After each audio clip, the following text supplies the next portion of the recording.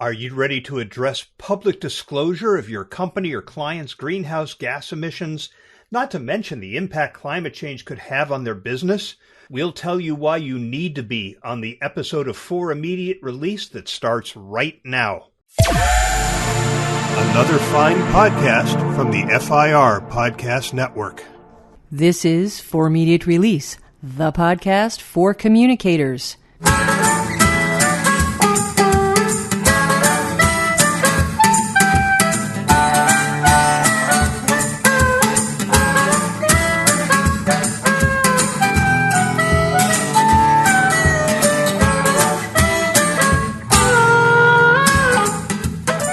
Hi everyone, welcome to For Immediate Release, episode 239. This is Neville Hobson. And this is Shel Holtz.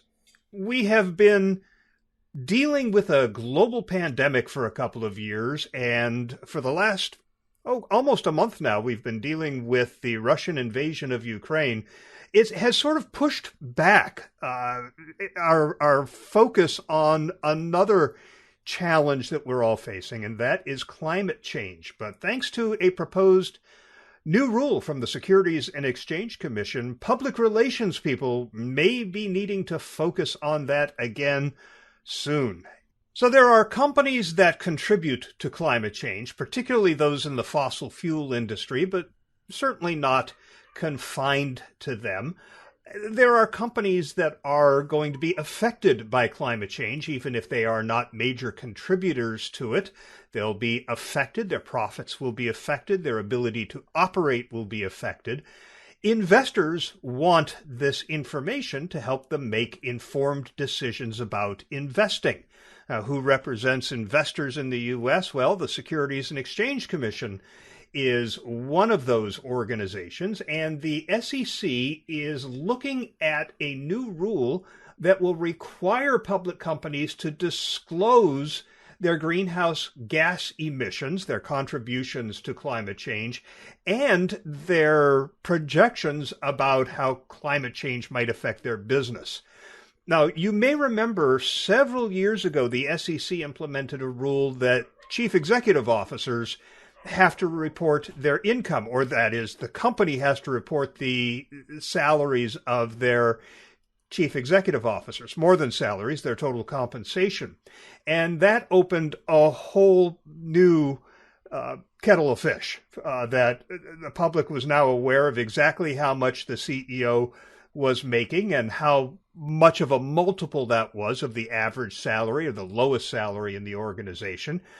And led to reputational challenges and led to those kinds of issues. And now here we go again with very public disclosure of exactly how much a company is contributing to climate change, mainly through greenhouse gas emissions, as well as what kind of risk they're at from climate change. You're going to have to disclose this.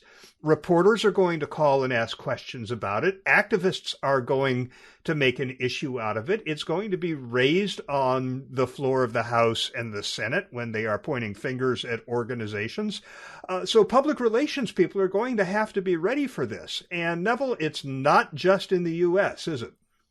No, it's not. I was looking into this and found that here in the UK, Parliament approved new legislation last October that kicks in on the 6th of April this year. So that's the start of the new tax year. That makes it mandatory for the largest companies to implement disclosures of certain specific information related to climate disclosure. But this is mandatory in law. They have to do this. As I mentioned, from the 6th of April, that affects about 1,300 of the largest UK registered companies and financial institutions. That this is in line with recommendations from the Task Force on Climate-Related Financial Disclosures, that or TCFD, that came into effect after the COP21 conference in Paris back in 2015. Now, we've had COP26, that was in Scotland last October, where this was discussed quite significantly. So in the UK, it's coming, it's in hand. It'll include many of the UK's largest traded companies, banks and insurers, as well as private companies with over 500 employees and £500 million in turnover. The government issued a press release about this last October, in fact, which I'm looking at now, and they say that mandatory disclosures will increase the quantity and quality of climate-related reporting across the UK business community, including among some of the most economically and environmentally significant companies. This will ensure businesses consider the risks and opportunities they face as a result of climate change and encourage them to set out their emission reduction plans and sustainability credentials. As I said, this is law. You have to do this if you're a publicly listed company. And I think it's interesting, Shell, I don't see in here similar to what I've read about the SEC's initiative being mostly driven by investors who want to know what the companies they're funding are doing about all of this. I don't see that here. It's broader than that, but the drive is coming from these international discussions. So all the stuff we hear about that takes place at these COP meetings that you think nothing's actually happening takes time, right? This is not speedy stuff. If it was first discussed in 2015, so here we are 6 years later that now something's happening. But this is law from the 6th of April here in the UK. Yeah, here in the U.S., there will be a public comment period, so it's not a done deal that this is going to become law, and there is opposition. There's a quote in an article on the NPR website from Vice Chairman of Bank of America saying that reporting on climate risk is demanding and could be duplicative. She says right now there are at least a dozen third parties, NGOs, that measure companies, all companies, not just financial institutions. It's like a Venn diagram. 80% is the same, but 20% is different. The article also points out that a lot of Republicans in Congress oppose financial regulators wading into climate change. And in fact, President Biden's nominee for a top post at the Federal Reserve had to withdraw after she attracted strong opposition over her position that bank regulators should pay more attention to climate-related risks.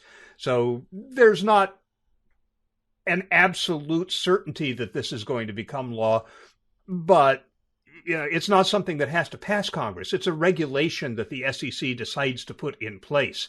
And from my perspective, if I work for an organization in public relations, I'm going to want to get ahead of this. I don't want to wait until I am forced to report this. I'm going to want to find out what those numbers are. I'm going to want to find out what the risk to our organization is. In fact, my CEO where I work did a talk at a risk conference last November where he focused about 25% of his remarks on the risk of climate change to the industry and exactly what those risks are and what it could mean to the financial future of construction. I think this is something that every organization needs to start to consider doing now, because you don't want to look like it's been pried out of you, as you've tried to cling to it so that people can't see it. You want to start to get forthright with this kind of information now and put the mechanisms in place to measure that stuff now. Yeah, I mean, I think we all heard 6 months ago, long before this current awful situation in Eastern Europe, about the climate emergency, activist groups, you name it. You couldn't not be aware of what many, many people were talking about. We have David Attenborough, this global figure who is the kind of the elder poster child for all of this. Greta Thunberg, with her stuff, it gets a huge amount of attention. It's gone totally quiet since then because of other things that happened, obviously. But I think from a communicators point of view, you outlined things communications folks need to be paying attention to, particularly from the PR point of view, but not just that. There's corporate communication, employee communication, investor relations, the whole spectrum of communication. Don't be caught out that suddenly you've got to do something. Good to prepare for this. There's another dynamic at play here too. There was this article I read in Provoked Media back in January that headlines how PR firms can evaluate their work for fossil fuel clients. Now, we've talked about this before, Shell, on the show. I think it was in the context, I have a feeling Edelman was the kind of star topic or the star firm we mentioned for the work they do for many, many oil companies and others in the energy industry. And it's a critical comparison, really. But this is interesting. The article talks about how PR agencies with climate agendas have engaged with fossil fuel polluters. I mean, that's how they're wording it, under the assumption that maintaining a seat at the table allowed them leverage to help steer climate policy. It's clear that strategy has not succeeded, says Provoked Media. Production of fossil fuels that cause climate change continues to rise, and investment in climate solutions by all majors hovers at an industry average just 1% of capital expenditure. They say this year, 2022, agencies have an opportunity to seize the narrative and pursue a new strategy by engaging in an honest evaluation of their work with fossil fuel polluters and ending work with clients that refuse to bring themselves in line with accurate, up-to-date strategies for ending the climate emergency. Bit dramatic, that last bit. But there's kind of food for thought there. That's a slightly bigger picture area than we're focusing on in this conversation, but that's part of the conversation too. You have to consider this of the kinds of clients you're working with that are going to make it very difficult for you if you have. And they go on in their article talking about the Great Resignation and how to retain talent, younger talent in particular. This is a major issue for most people, so you need to address that too. So the spectrum has suddenly widened in a short period of time. Whatever the detail, climate change, I think, is looming. It's not gone away. It's looming. It's suddenly going to be thrust upon us when you have legal enforcement like is happening in the UK from the 6th of April.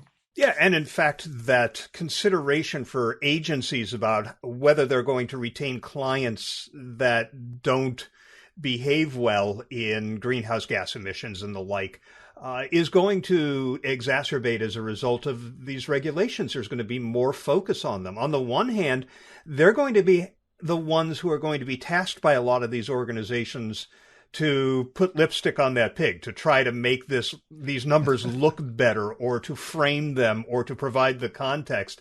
On the other hand, now that they're looking at these numbers becoming public, it might be additional impetus for these agencies to say, you know what, I'm out. That's possible. So on that note, I think pay attention to this. That's what I would say to people. Get up to speed with what's happening in the legal frameworks in particular, if only to think, what do I need to do as a result of this coming? What advice do you give your clients?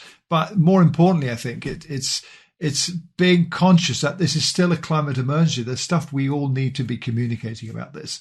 And now there's pressure to do more from this particular perspective. Yep. And in the show notes, we will have a link to the article about the proposed SEC regulation, as well as the existing regulation in the UK, the Provoke article that you mentioned. Yep.